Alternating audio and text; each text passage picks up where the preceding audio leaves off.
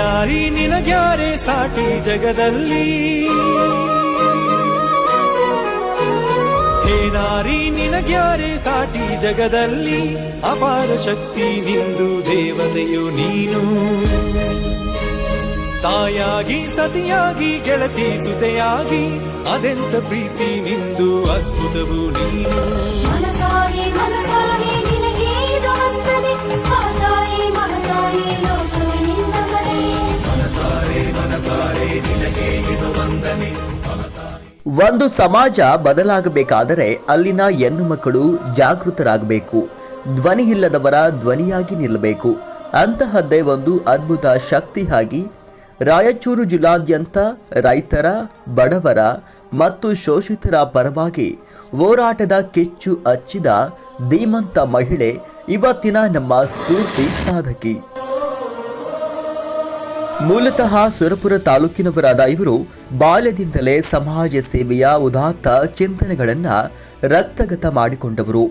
ಮನೆಯ ಉತ್ತಮ ಪರಿಸರ, ಸಂಸ್ಕಾರ ಹಾಗೂ ಉನ್ನತ ಜೀವನ ಮೌಲ್ಯಗಳನ್ನೇ ಉಸಿರಾಡುತ್ತಾ ಬೆಳೆದ ಈ ಸಾಧಕಿಯೇ ಶ್ರೀಮತಿ ರೂಪಾ ಶ್ರೀನಿವಾಸ್ ನಾಯಕ.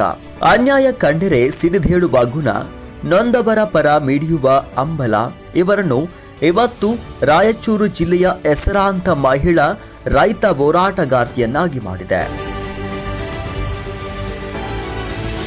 ಮಹಾಮಾರಿ ಕೊರೋನಾ ವೈರಸ್ನಂತಹ ಮೊದಲ ಹಾಗೂ ಎರಡನೇ ಅಲೆಯ ಭೀಕರತೆ ನಡುವೆಯೂ ತಮ್ಮ ಪ್ರಾಣದ ಅಂಗು ತೊರೆದು ಜನಸೇವೆಯಲ್ಲಿ ತೊಡಗಿಸಿಕೊಂಡಿದ್ದ ರೂಪಾ ಶ್ರೀನಿವಾಸ್ ನಾಯಕ ಅವರು ನೂರಾರು ಬಡ ಕುಟುಂಬಗಳಿಗೆ ಆಸರೆಯಾಗಿದ್ದರು.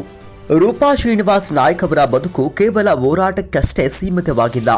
ಇವರು ಅತಿಥಿ ಶಿಕ್ಷಕರಾಗಿಯೂ ಸೇವೆ ಸಲ್ಲಿಸಿ ನೂರಾರು ಗ್ರಾಮೀಣ ಭಾಗದ ವಿದ್ಯಾರ್ಥಿಗಳ ಭವಿಷ್ಯಕ್ಕೆ ಅಕ್ಷರದ ಬೆಳಕಾಗಿದ್ದರು.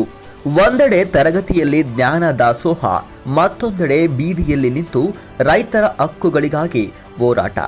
ಇವರ ಈ ಬಹುಮುಖ ವ್ಯಕ್ತಿತ್ವ ಇಡೀ ಸಮಾಜಕ್ಕೆ ಮಾದರಿ.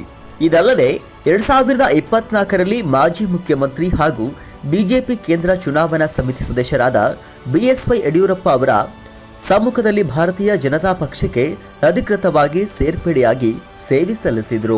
ಇವರು ಹಮ್ಮಿಕೊಂಡ ಪ್ರತಿಯೊಂದು ಜನಪರ ಹೋರಾಟಗಳಿಗೂ ಇವತ್ತು ಅಮೋಘ ಸಾರ್ವಜನಿಕ ಪ್ರಶಂಸೆ ದೊರೆತಿದೆ.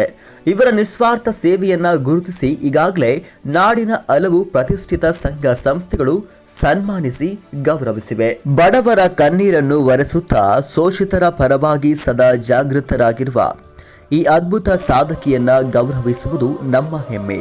ಇದೀಗ ನಮ್ಮ ಕನ್ನಡ ಸ್ಫೂರ್ತಿ ಮಾಧ್ಯಮದ ವಿಶೇಷ ಕಾರ್ಯಕ್ರಮವಾದ ಸ್ಫೂರ್ತಿ ಸಾಧಕ ವೇದಿಕೆಯಲ್ಲಿ ಇವರು ಸ್ಫೂರ್ತಿ ಸಾಧಕಿಯಾಗಿ ಹೊರಹೊಮ್ಮಿದ್ದಾರೆ. ಇವರ ಸಮಾಜಮುಖಿ ಹೋರಾಟದ ಹಾದಿ ಹೀಗೆಯೇ ಮುಂದುವರಿಯಲಿ. ನಾಡಿನ ಸಾವಿರಾರು ಮಹಿಳೆಯರಿಗೆ ಇವರು ಸ್ಫೂರ್ತಿಯಾಗಲಿ ಎಂಬುದೇ ನಮ್ಮ ಆಶಯ.